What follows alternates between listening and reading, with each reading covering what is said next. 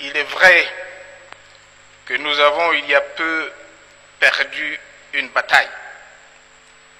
Mais comme dans la vie d'un homme, un échec dans l'existence d'une nation n'est pas une fatalité. Notre pays traverse de moments difficiles.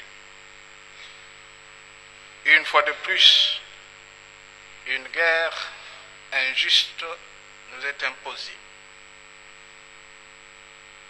Tout a été dit sur cette guerre d'agression de la part du Rwanda.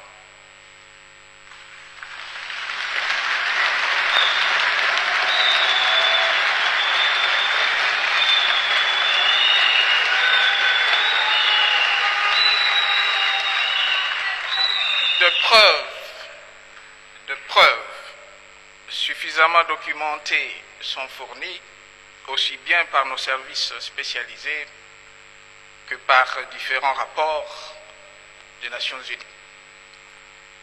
Soyez cependant rassurés, la République démocratique du Congo va rebondir et notre programme de reconstruction nationale et de modernisation va se poursuivre. En effet, pour moi, dès lors qu'une partie du territoire national se trouve en péril, c'est toute la République démocratique du Congo qui est concernée et interpellée. C'est tout son développement qui est hypothéqué, car sans paix, sans sécurité, tout effort de développement n'est qu'illusion. C'est depuis fin mars 2012 que quelques éléments à la solde des intérêts étrangers ont entrepris de semer le trouble et la désolation dans la province du Nord Kivu. À l'origine, ce fut une mutinerie justifiée par les allégations de non-application par le gouvernement de la République de l'accord de paix du 23 mars 2009, conclu entre le gouvernement et une trentaine de groupes armés. Aujourd'hui, l'accord n'est contesté par un seul d'entre eux et en fait par quelques-uns d'entre eux. Cette mutinerie s'est ensuite muée en une rébellion aux motivations fluctuantes et élastiques, variant en fonction des alliances et des circonstances. Honorables députés et sénateurs, n'en déplaise aux prophètes de malheur qui projettent le démembrement de notre pays,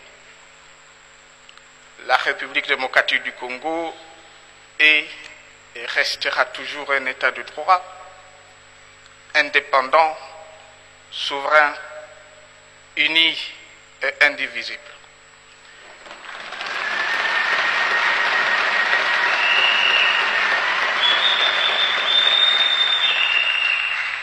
Il est vrai que nous avons il y a peu perdu une bataille, mais comme dans la vie d'un homme, un échec dans l'existence d'une nation n'est pas une fatalité.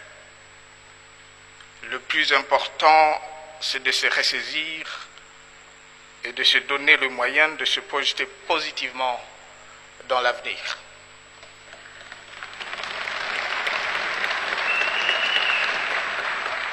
Apprêtons-nous donc à défendre notre mère patrie jusqu'au sacrifice suprême.